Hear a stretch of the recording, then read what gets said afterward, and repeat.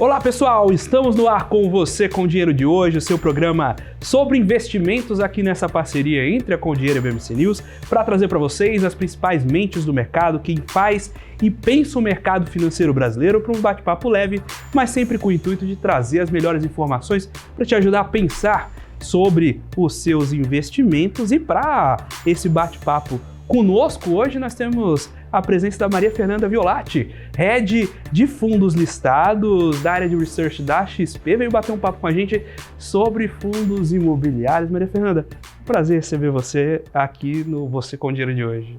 Obrigada, Felipe. O prazer é meu, na verdade, né? A honra de participar aqui e ter esse bate-papo que eu tenho certeza que vai ser muito bom.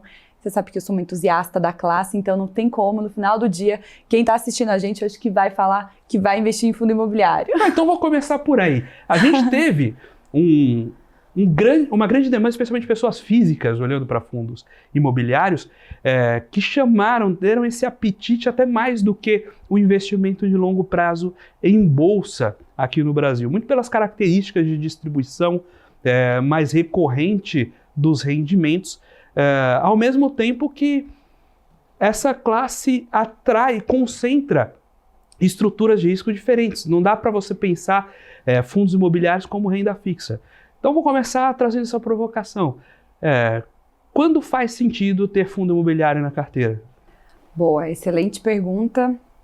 Acho que quando a gente está falando de fundo imobiliário, primeiro, né, assim, primeiro ponto que eu gosto de falar e ressaltar, que o investidor ele tem que fazer uma análise do seu perfil, né? Ele tem que entender o quanto ele está confortável com os riscos que estão associados à classe. E aqui a gente costuma falar que o fundo imobiliário é quase que aquele primeiro passo para quem está ingressando na renda variável. Até porque a gente tem aqui uma composição dentro dos fundos imobiliários de fundos de tijolos e fundos de papel. Os fundos de papel são aqueles fundos que têm basicamente títulos que têm lastro no mercado imobiliário. E aí eles são títulos como certificados de recebíveis imobiliários, que são basicamente um título de renda fixa dentro de um produto de renda variável. E aí os outros fundos, que são os fundos de tijolos, mais propriamente dito, são aqueles fundos que têm imóveis nos seus portfólios, então seja shoppings, né, as pessoas conhecem mais facilmente, lajes corporativas, galpões logísticos, e até mesmo aqueles empreendimentos que estão ali para desenvolvimento, que aí são fundos que têm um pouquinho de risco, né, um risco um pouquinho mais elevado. E aí, Felipe, comentando, as pessoas quando elas querem ingressar, principalmente na renda variável, a gente indica até que talvez seja interessante começar pelos fundos imobiliários, pensando principalmente que tem essa característica do produto, que são os rendimentos mensais, ou seja, então, mensalmente, muitas pessoas até utilizam essa estratégia como forma, né, de ser ali uma renda extra mensal, né, então o incremento da renda da pessoa é o aluguel. Então, muitas pessoas fazem aquele investimento em imóveis direto, né, quantas pessoas não ouviram? A gente vem de um país que tem aqui um histórico inflacionário.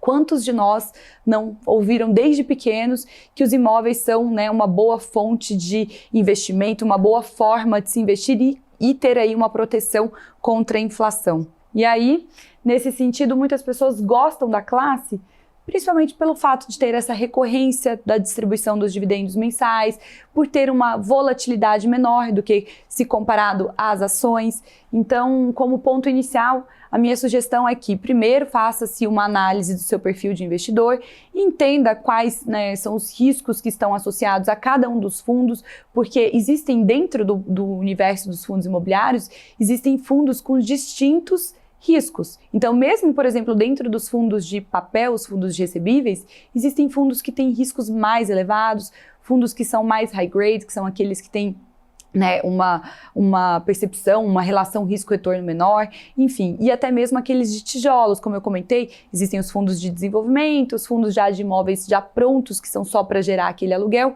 Então, primeiro ponto assim que eu sugiro, analise o seu perfil de investidor, entenda o que você está efetivamente investindo e comece aos poucos, né? Eu acho que essa é uma das dicas aqui para a pessoa começar devagarzinho, vai entendendo o que é realmente o produto, o que é a classe, e para entender o quanto se sente confortável. E o que o investidor pode começar a olhar para escolher seus fundos imobiliários? Tem aquele investidor que compra a yield, né? Vai lá, olha e vê qual que está pagando mais rendimento, mas, como você bem comentou, os fundos são diferentes entre si, o motivo do pagamento daquele rendimento pode ser diferente. Então, o que o investidor tem que se atentar e o que ele pode olhar para começar a escolher os seus fundos? Boa pergunta, assim, eu acho que existem vários pontos que geralmente eu gosto de falar, porque nos últimos tempos, e principalmente em anos que a gente viu aqui pressão inflacionária, a gente viu taxa de juros elevada, os fundos de papel, os fundos de recebíveis, eles estavam pagando ali dividendos robustos. E diversos investidores ingressaram nessa classe e nesses produtos especificamente que pagavam dividendos bem elevados, se comparado à média, sem saber o que estava dentro do portfólio. Então, esse ponto que você falou é muito importante. Primeiro, quando a gente está avaliando um fundo de tijolo, eu gosto de olhar muito o portfólio, né? Então, assim, uma das coisas mais relevantes e importantes é entender o que tem dentro desse fundo como um todo, o que são esses imóveis, qual que é a capacidade desse imóvel ter a recorrência dessa receita, desse aluguel todos os meses, porque o que te gera o rendimento, o dividendo mensal, é o aluguel. Então, se é um imóvel, por exemplo, numa localização remota, se é um imóvel numa localização que a gente vai ter maior dificuldade para repor esse inquilino, sem dúvida alguma, a gente tem uma percepção de valor desse imóvel diferente do que um outro que a gente observa que tem maior demanda, que tem uma taxa de vacância baixa. A vacância nada mais é do que os espaços vagos perante o espaço total que aquele fundo tem, do que aquele imóvel tem. Então, se é um imóvel que está numa região que tem muito espaço vago disponível, essa região vai ser mais desafiadora para repor um inquilino caso esse inquilino saia. Então, esses são pontos assim básicos e cruciais que a gente gosta de olhar. Acho que observar, né, bastante também como que é o histórico desse time de gestão. Porque no final do dia, como que foram feitas as aquisições, né? Como que esses gestores compraram, qual que é o histórico dele no mercado. São gestores que geralmente fazem compras assertivas, conhecem bastante o mercado, têm um histórico já de sucesso nos ramos que atuam. Então, acho que isso é um ponto fundamental também, entender quem está à frente de, basicamente, gerir esse seu dinheiro, né? Gerir esse portfólio. Isso é muito importante.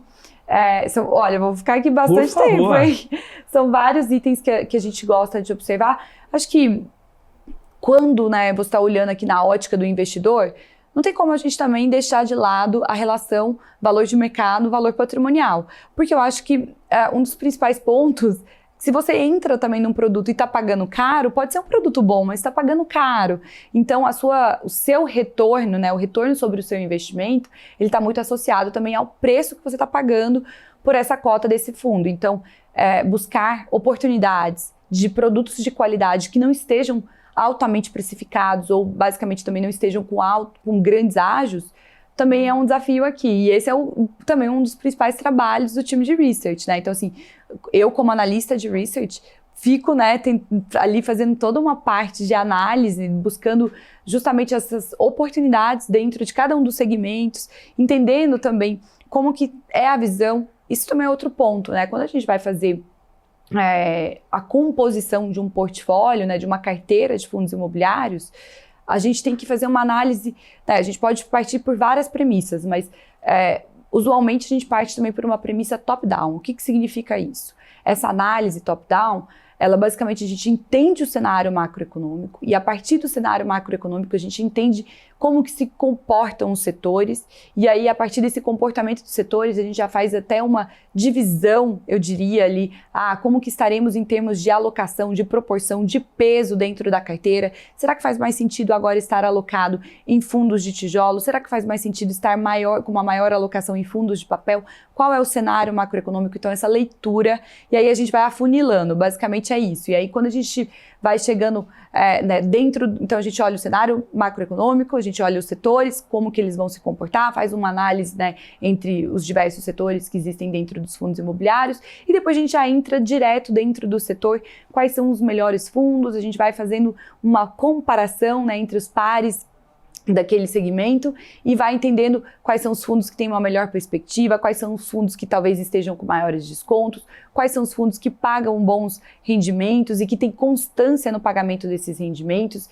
Então, acho que isso também é outro fator relevante, porque de nada adianta a gente ver um fundo que está pagando um yield elevado, mas esse yield é um pagamento extraordinário ou não é constante. A gente vê que, né, eventualmente foi algo totalmente à parte ali, não é algo, né, com a constância e a recorrência. Então isso também é importante a gente observar. E aí a gente vai também fazendo essa análise de risco-retorno, quais são os fundos que apresentam aí melhor relação naquele momento, né, de, aqui tem uma possibilidade de um retorno maximizado, vamos captar um pouquinho aqui de uma simetria de mercado associado com um bom pagamento de yield, enfim, tudo isso faz parte. Parece difícil, mas uma vez que você entra no universo e começa a estudar e começa a analisar, é muito mais fácil do que as pessoas possam imaginar. Não, aí ela comentou, a Maria Fernanda comentando sobre analisar o portfólio, e a gente se encontrou exatamente no lançamento de um empreendimento de um fundo.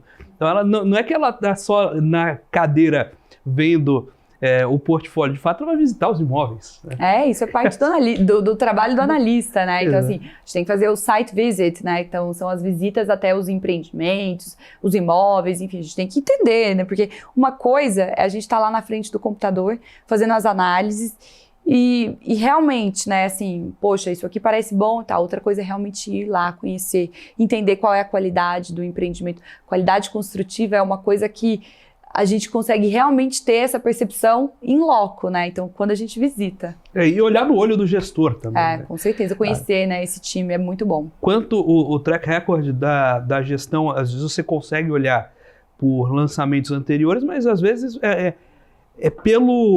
pela formação de um grupo. É você saber que tem alguém que veio do mercado de desenvolvimento imobiliário e conhece daquela região, alguém que eventualmente já venha de gestão, e conhecer, estar lá para fazer essa troca é muito importante, e às vezes passa no radar de quem está quem está chegando agora no barco. E você comentou da análise top-down, de como olhar os fatores macro. Isso tem muito a ver também com quais dos segmentos dentre os fundos imobiliários a gente poderia ver. No pós-pandemia, a gente teve uma visão um pouco contida das lajes corporativas. Essa visão permanece?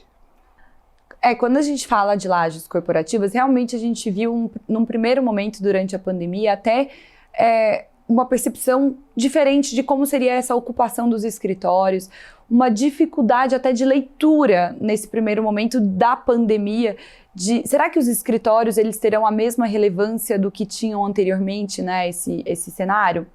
Então, acho que isso foi algo que ficou muito presente ali, e até por diversas empresas hoje adotarem o sistema de trabalho híbrido, a gente vê que realmente algumas regiões, que são umas regiões menos centrais, elas estão até com dificuldade para a ocupação desses escritórios. E até algumas modalidades de trabalho, Felipe, elas hoje talvez a gente não vê a necessidade dessas pessoas estarem fisicamente, né, ou talvez estarem, né, digamos, terem a necessidade todos os dias nos escritórios. Algumas modalidades a gente vê que hoje talvez tenha uma necessidade uma vez por semana, ou algumas até mesmo uma vez ao mês, enfim. Então, com isso, acho que o grande aprendizado que ficou foi uma mudança do perfil de ocupação. Com a mudança do perfil de ocupação, a gente realmente sentiu que algumas empresas até reduziram os seus tamanhos. Então, elas talvez não fazia tanta necessidade, não tinha necessidade de ter aquele espaço tão grande. E aí essas regiões que são regiões mais remotas, regiões mais afastadas dos centros comerciais, elas começaram a ter dificuldade, porque principalmente elas eram ocupadas por terem até um custo por metro quadrado menor de aluguel, elas eram ocupadas por operações que, digamos, seriam de back-office ou operações empresas de teleatendimento. Extensivas em pessoas, né? Que tem muita gente. Exato. E aí, esse perfil de ocupação foi justamente aqueles que eles perceberam que talvez não tenha necessidade de estar presencial. Então, diversas regiões, como por exemplo, a região de Alphaville, Barueri, tem uma taxa de vacância elevada e esse já era um comportamento até prévio de pandemia, então isso basicamente perdurou e tem perdurado aí durante esses anos seguintes aqui de pós-pandemia. E aí a visão é, o ano de 2023 foi um ano que o segmento, a gente viu algumas correções, principalmente associado pelo gatilho de redução da taxa de juros Selic. Então, ali, os fundos de tijolos como um todo apresentaram uma performance positiva. Ainda que lajes corporativas, a média ainda teve um comportamento, eu diria, até tímido. Mas alguns fundos que têm suas exposições, principalmente nessas regiões como Faria Lima, Vila Olímpia, JK, por exemplo, PVBI 11, esse fundo, basicamente, a gente viu negociando aqui até com ágio, ou seja, a correção do desconto foi feita e até uma percepção de valor acima do que é hoje o tido como valor patrimonial. Então, é difícil a gente falar de um comportamento homogêneo, né, quando a gente está falando de regiões tão distintas em termos de comportamento e de oferta e de demanda por espaços. Mas o ponto é um segmento que ainda tem desafios. Existem alguns triggers, alguns catalisadores que precisam acontecer para que esse segmento tenha realmente um desempenho mais favorável e que minimamente a maior parte desses outros fundos realmente consigam negociar próximo aos seus valores patrimoniais ou até com algum ágio. Eu, na minha visão, acredito que ainda esse ano a gente começou o ano de 2024 até um pouco mais favorável, assim, sabe, com uma visão melhor. E aí a gente está vendo aqui questões relacionadas ao cenário externo de maiores desafios, aí também associado com um cenário fiscal interno, enfim, e com isso a nossa projeção da taxa de juros Selic ao final de 2024 tá, né, muito mais próximo aqui aos 10%. A gente tinha uma previsão até de que talvez a gente pudesse superar ali, né, ficar no 1 dígito e próximo aos 9%, que não é o caso. Então hoje a gente tem poucos catalisadores que façam com que a gente realmente veja destrave o valor. Isso, um incremento mais significativo do segmento. Lembrando que esse segmento está muito associado com criação de novos empregos, uma economia pujante, o PIB está muito associado. Então a gente precisa ver resultado nessas frentes para que a gente veja efetivamente um reflexo nas lajes corporativas. Essa questão fiscal tem uma outra ponta para afetar os fundos imobiliários, né? Porque a gente tem isenção dos rendimentos. Agora os fundos de infra, inclusive, inventaram uma isenção também na variação da cota, que é interessante. A gente podia tentar pleitear isso para fundos imobiliários também, né? Mas o que se discute é justamente o contrário, né? Começar a tributar os rendimentos de fundo imobiliário. Como está essa discussão e como isso afeta essa precificação que a gente tem hoje nas cotas dos FIIs? Muito bom. Acho que essa discussão, Felipe, tudo que é isento e que tem algum incentivo, em algum momento pode vir a ser tributado. Então, assim, ponto super importante essa discussão, a gente está na indústria e é uma discussão eterna na indústria, né? Então, enquanto não for tributado, vai ser discutido. Mas o ponto principal as últimas atualizações referentes a esse assunto, o que ficou claro que não seria tributado os dividendos dos fundos imobiliários, principalmente não nesse momento, não nesse governo, nesse primeiro instante. Então, assim, isso tirou uma dor de cabeça, a gente teve uma mudança na questão de regulamentação no âmbito, serão agora o quanto é o número mínimo de cotistas para que não seja tributado, enfim, teve alguns ajustes nesse sentido, mas para o investidor que está, principalmente hoje, alocando seus recursos em fundos listados, eu acho que isso não é uma preocupação, porque a gente está falando dos fundos listados que tem aqui dezenas de milhares de cotistas, então isso já não é nenhuma preocupação. Agora, quando a gente está olhando a longo prazo, né, que você bem perguntou, é algo que realmente pode vir a surgir essa preocupação.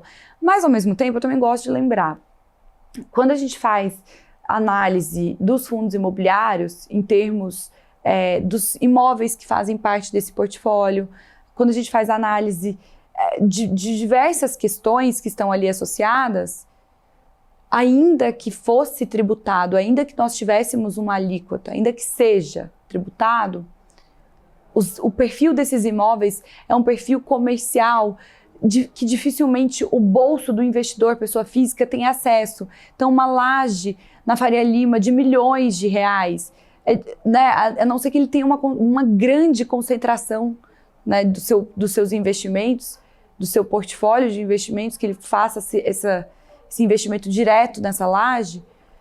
Então, é uma maneira do investidor se expor a imóveis que têm um padrão construtivo muito mais elevado, inquilinos de alta linha creditícia, entre outras questões, e, consequentemente, esse perfil de imóvel tende a ter uma rentabilidade superior àqueles, digamos, as saletas comerciais, que a gente vê uma sala de dentista, de médico, que é um perfil diferente, ou até mesmo um imóvel residencial. A gente sabe que a rentabilidade desses imóveis que estão hoje dentro dos fundos imobiliários tende a ser mais elevada, tende a ter uma rentabilidade maior do que os demais. Então, por isso, eu acredito que ainda assim, mesmo que fosse tributado, seria vantajoso. Se ainda que você tivesse 10 ou 20 milhões para investir em lajes corporativas, você compraria uma laje de 400, 500 metros quadrados. É diferente de... você acabaria não conseguindo se diversificar. Você conseguiria, ainda que acessasse esse segmento de maior rentabilidade, você não teria uma diversificação. Então você sempre fica mais exposto a uma região. E, querendo ou não, quando você aluga na pessoa física, você também paga imposto. Então, ainda se cair o benefício fiscal, você fica na mesma situação que comprando o imóvel diretamente. Você não fica numa situação pior. Agora, você comentou sobre qualidade de imóvel. Então, eu vou pegar o contraponto aí. A gente, naturalmente, encontra nesses fundos imobiliários imóveis de melhor qualidade e de inquilinos de melhor qualidade do que quando você investe diretamente, por exemplo, no imóvel comercial. Mas e os fundos de shopping?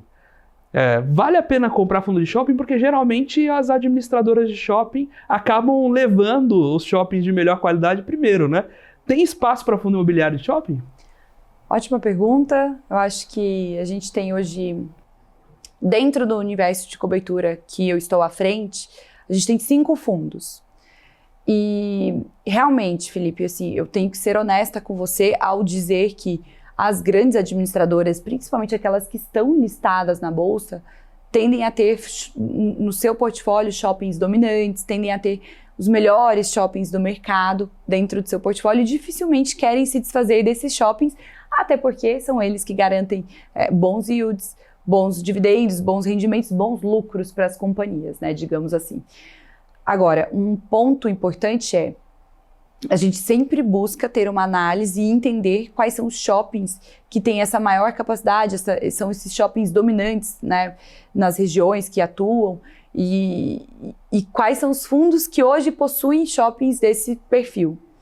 Dentro do nosso universo de cobertura, a gente tem uma preferência, né, assim, hoje para um ticker específico que se tornou bem grande, relevante, né, e relevante recentemente, que é o XP Malls. Eu acho que ele tem hoje essa característica, que ele tem shoppings, inclusive, que vieram de algumas dessas administradoras, e eu acho que é uma boa provocação, né? Então, assim, os fundos imobiliários, por si só, eles estão crescendo e se desenvolvendo, e, consequentemente, todos os segmentos também, né, acabam tendo uma evolução do perfil desses imóveis que estão ali dentro.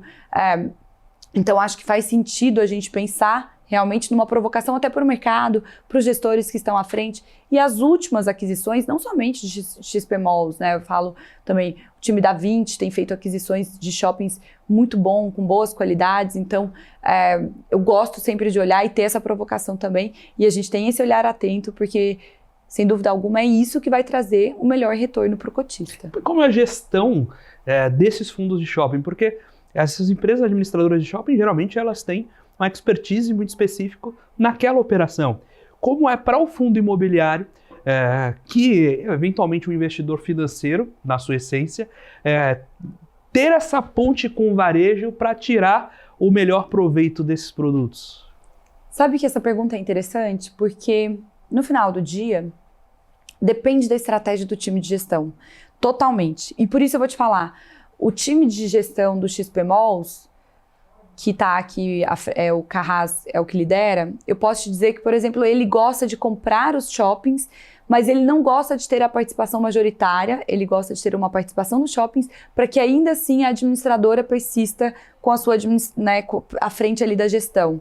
E claro que por ser um investidor relevante, tem sim, né, os palpites ou as orientações, as demandas são realmente ouvidas pelas administradoras, porque é um investidor relevante das administradoras ali, mas nesse ponto, por exemplo, depende muito da gestão. Então é uma gestão que gosta de ter um percentual mais relevante para ter essa parte da administração mais ativa, ela que gosta de contratar as administradoras, como é? Então isso depende muito do perfil do investidor, do gestor, de como que ele enxerga, qual que é a estratégia que ele está adotando para o seu portfólio, porque alguns gestores eles gostam realmente já tem uma expertise e eles gostam de ter essa participação majoritária, de estar à frente ali da gestão, da administração, do dia a dia do shopping, de como que vai gerar receita, como que é o fundo de promoção e propaganda, como é que está efetivamente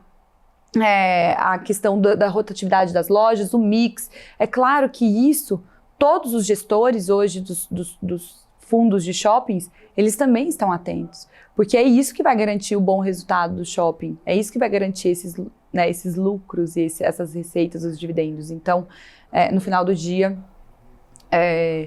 vou te falar que essa resposta depende, tá? Não, e você trouxe um ponto que é interessantíssimo. Você pode ter uma operação conjunta, então ser sócio de comprar um pedaço do shopping, e aí você aproveita da expertise da administradora e entra como investidor financeiro num segmento específico, em lojas específicas, inclusive para balizar. E a gente sabe que também gerar uma certa concorrência entre as lojas da administradora e do fundo, né? E a gente está ainda dentro das oscilações macro. Se por um lado as lajes corporativas tiveram uma pressão no pós-pandemia e agora buscam essa recuperação, a gente teve um boom de fundos logísticos naquela época, em que durante algum momento a gente imaginou que só ia fazer compras pelo celular, não ia mais na loja física fazer comprar só roupa online, e que essa tendência mexeu um pouco o ponteiro, mas não virou unânime, né? Algumas pessoas voltaram a fazer suas compras no shopping, assim por diante. E isso impacta também os fundos logísticos. Como está esse cenário de volta dos fundos logísticos e as perspectivas de próximos prazos, desde olhar a vacância, se isso mexeu o ponteiro de vacância, até, de fato, a precificação em relação ao mercado, se a gente está com preços próximos ao patrimonial. Excelente. Quando a gente está falando dos fundos de logística, eles tiveram um comportamento totalmente distinto aos fundos de lajes. Então, enquanto os fundos de lajes corporativas, a gente viu realmente entre aspas, uma debandada de alguns inquilinos durante a pandemia, logística foi exatamente o oposto. Foi um setor e os condomínios foram altamente demandados porque as empresas precisavam melhorar a sua logística propriamente dita, ou seja, elas precisavam estar mais próximas aos centros de consumo, então aos principais centros, né, do país, as empresas precisavam ocupar esses lugares, expandir as suas ocupações, as suas operações. Então, no primeiro momento, a gente viu uma redução significativa de vacância dos condomínios logísticos no país como um todo, e principalmente nos maiores centros consumidores, que aí, né, dentro aqui do Sudeste.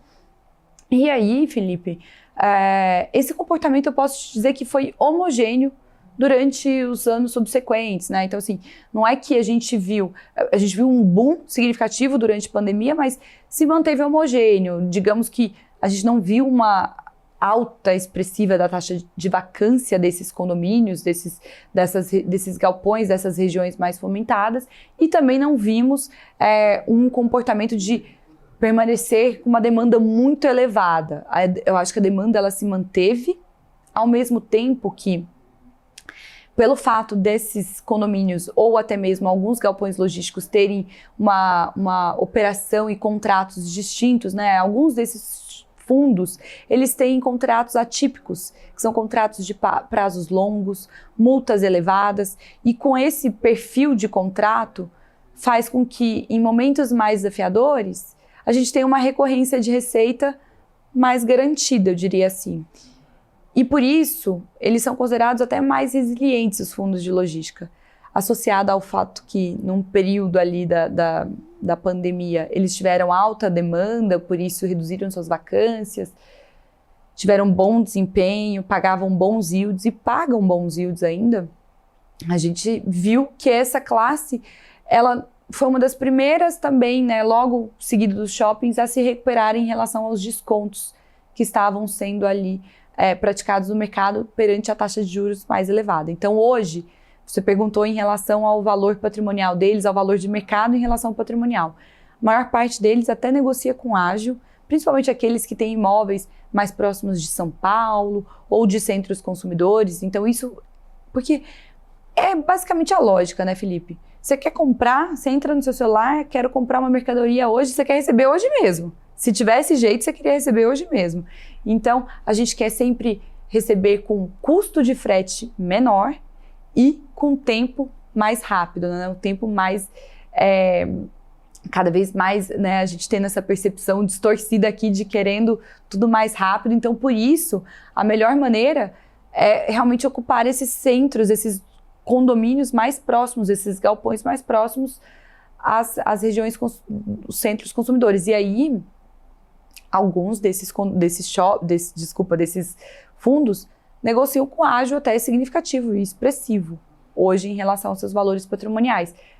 Por isso que eu te falo, olhar a qualidade, a localização dos ativos, né? Quem são esses inquilinos, qual que é o perfil dos contratos, isso tudo é o que vai realmente determinar se faz sentido ou não você também pagar um pouquinho de ágio por algum fundo, né? Então assim, esse fundo aqui tem um super, né, um bom portfólio, tem um contrato sólidos, tem inquilinos que realmente tem boa linha creditícia, tem uma boa capacidade de gerar receita no futuro, está negociando com um pouquinho de ágio, eu acho que ainda vai destravar, tem uma perspectiva, a gente faz um valuation, né? A gente coloca essas receitas do futuro trazendo a valor presente, e isso é o que acaba trazendo a nossa visão para os fundos. E se tem uma visão construtiva, por que não, né? Fazer um investimento num fundo que tenha um bom portfólio. E aí o outro ponto é que muitas pessoas, elas olham para os fundos imobiliários da mesma maneira até que olham para ações pensando assim, mas fundo imobiliário, por ter uma volatilidade menor, eu consigo tradear menos, eu consigo captar menos assimetrias de mercado, e realmente é um perfil de investimento muito mais, principalmente aqueles fundos de tijolos, muito mais orientado para o longo prazo. Então, não tem como a gente falar que um investimento orientado ao longo prazo, você vai ficar podendo tradeando, fazer day trade, fazer, né, esses investimentos curtos, porque até pode, você até acha oportunidades, mas o produto ele não foi feito especificamente para isso, né? Maravilha, estamos batendo esse papo com a Maria Fernanda Violatti, Head de fundos listados do Research da XP Investimentos, falando sobre fundos imobiliários, o que se atentar na hora de olhar esse produto dentro da sua carteira, como usar esses produtos para compor o seu portfólio, sempre com a missão aqui do programa de trazer as mentes que pensam e fazem o mercado financeiro brasileiro acontecer. Agora nós vamos para um breve intervalo, daqui a pouquinho a gente está de volta com o segundo bloco do Você com Dinheiro de hoje.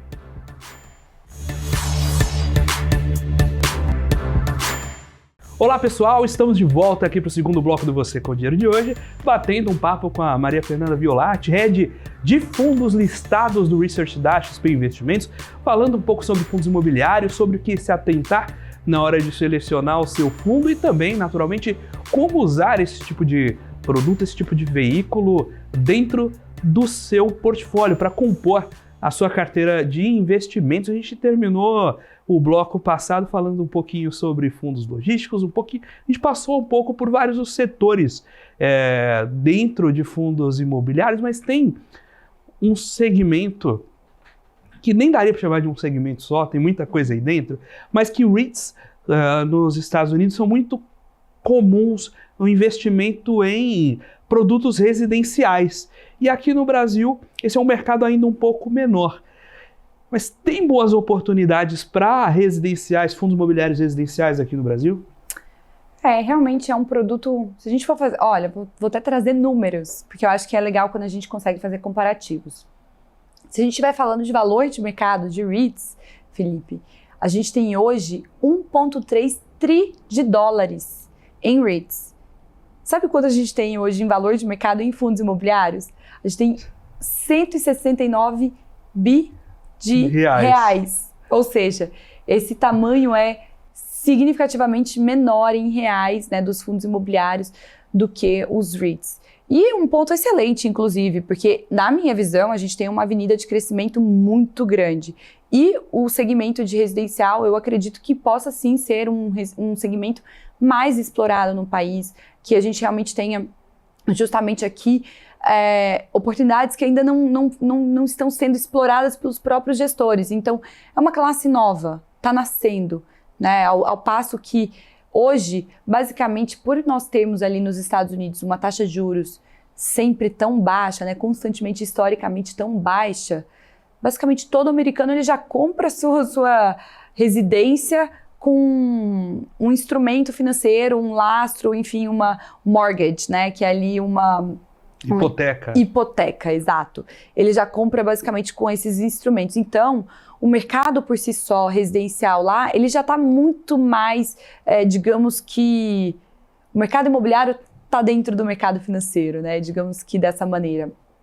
E aqui eu enxergo que existem muitas oportunidades, né? Muito pelo contrário, alguns segmentos a gente viu que essa oportunidade de financeirizar, eu nem sei se essa é a palavra correta, né? Mas de tornar esses imóveis, né, parte dos fundos imobiliários, talvez seja até menor em alguns outros segmentos do que a gente tem no residencial. Inclusive, a gente tem déficit residencial, a gente tem programas de incentivos residenciais, né, de incentivos aqui, como habitações de interesse social, enfim, tem várias frentes que a gente pode hoje sanar essa avenida, essa alameda aqui de oportunidades. Então, os gestores também, a gente está vendo aos poucos esse segmento se desenvolver e crescer, e eu acho que a gente tem de tudo para ter também um novo segmento aí. Inclusive, falando dos fundos imobiliários com comparativo com os REITs, e você bem falou, que realmente né, os REITs, primeiro que a gente está falando que tem 30 anos, né, então se a gente for pegar os REITs nos Estados Unidos, tem 30 anos, a gente está falando de 10 anos dos fundos imobiliários, basicamente.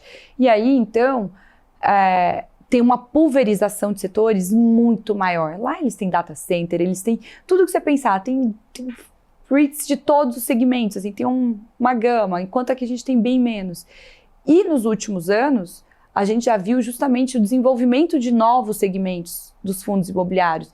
Então, esse é um comportamento esperado para que o próprio produto e a classe se desenvolva no Brasil. E vamos falar, a gente está falando das benesses, vamos falar um pouquinho de problema também. Não problema, mas de pontos de atenção. Os fundos listados, geralmente eles são fechados, porque você negocia o número fechado de cotas, né? Você não conseguiria ter um fundo aberto. Existem alguns ETFs que são relacionados a índice que você até faz por aí, mas geralmente o fundo listado é um fundo fechado, porque você tem que ter um bem fungível, um bem... todas as cotas precisam ser iguais. Então, você geralmente, para crescer um fundo fechado, precisa chamar uma assembleia, fazer uma subscrição de novas cotas.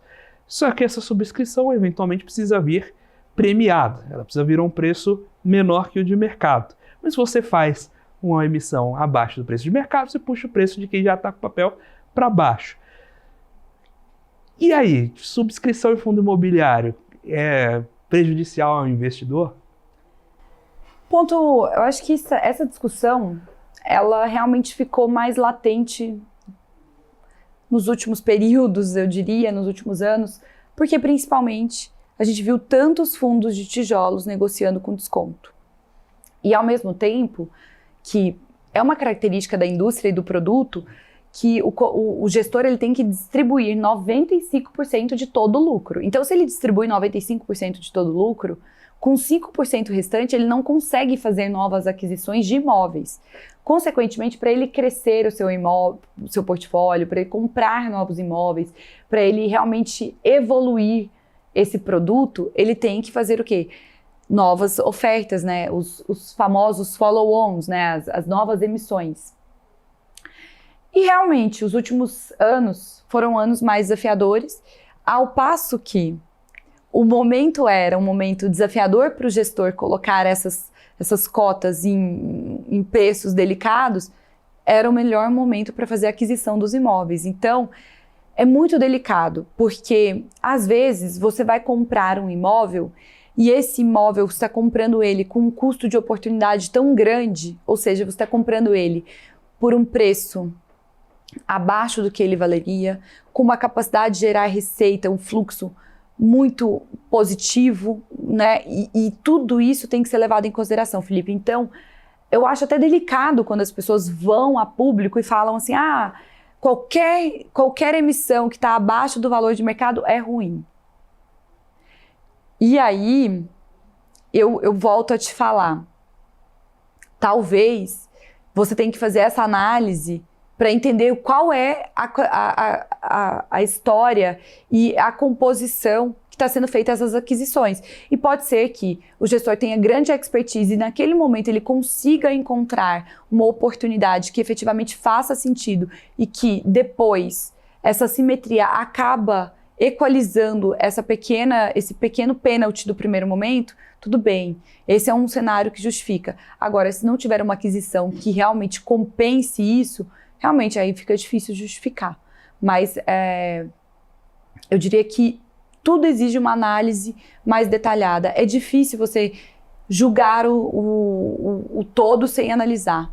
Eu acho que você traz um ponto muito interessante, que é como você caça essas oportunidades.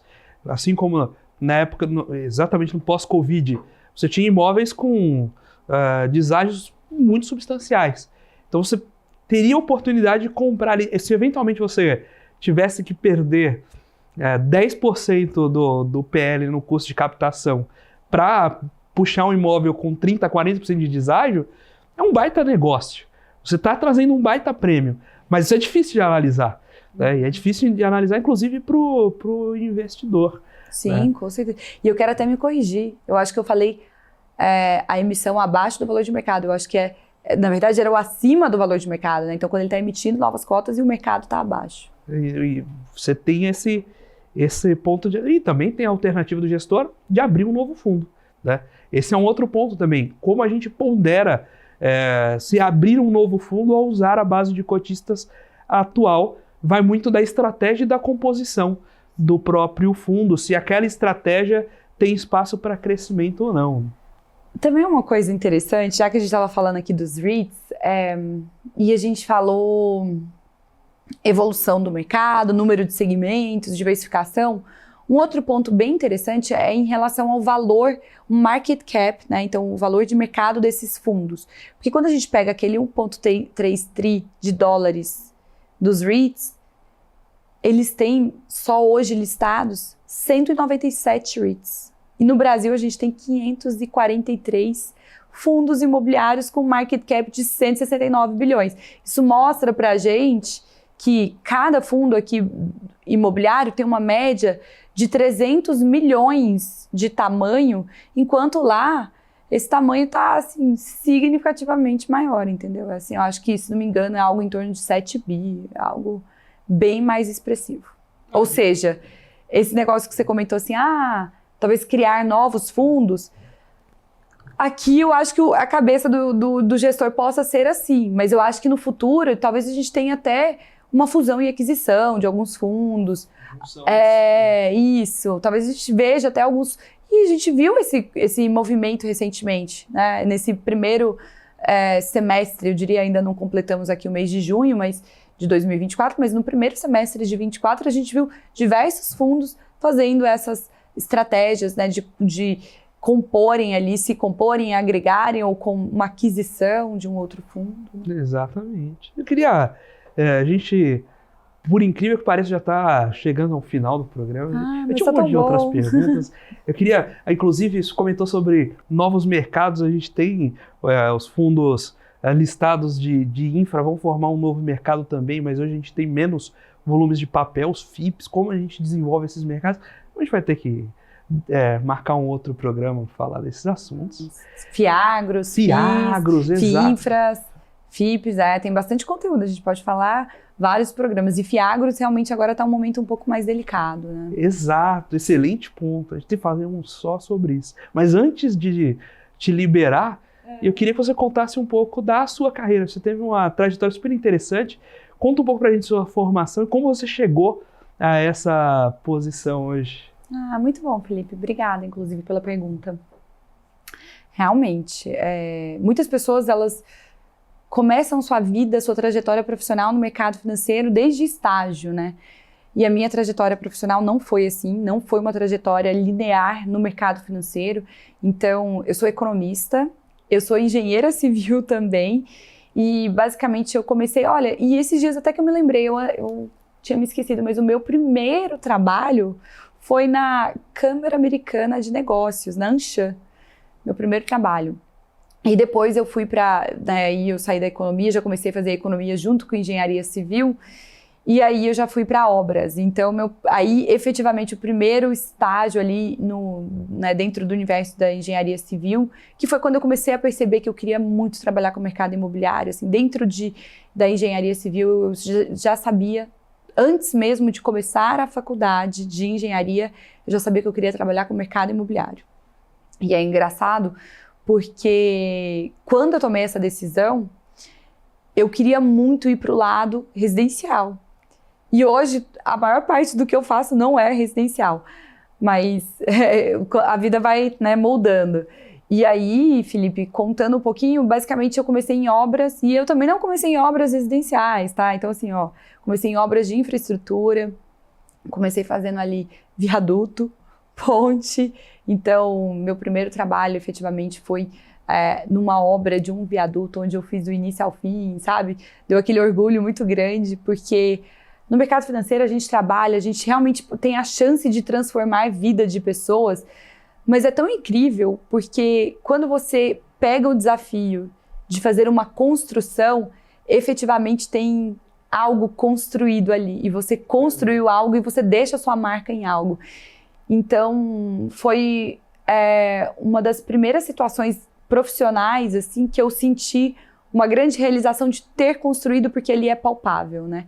Então, eu comecei em obra, depois trabalhei em incorporadora, uma grande incorporadora até listada no mercado também, por alguns anos, e aí trabalhei em obras de edifícios residenciais, e depois fui para a parte de viabilidade, novos negócios da empresa. Então a gente fazia ali aqueles estudos para entender o que faz sentido de ser desenvolvido, como que são as aquisições, do início ao fim de um projeto. Então todas as etapas, desde a compra de um terreno até a entrega das chaves do proprietário de um apartamento. E aí depois trabalhei com uma consultoria, uma empresa também na parte de análise do mercado, a Sila Brasil, não sei nem se conhecem, mas uma empresa que tem bastante dados aqui do mercado, tanto de logística, de lajes corporativas e shoppings também. Então ali foi onde eu me desafiei a conhecer mais sobre o mercado corporativo, o mercado de imóveis comerciais e não somente residenciais.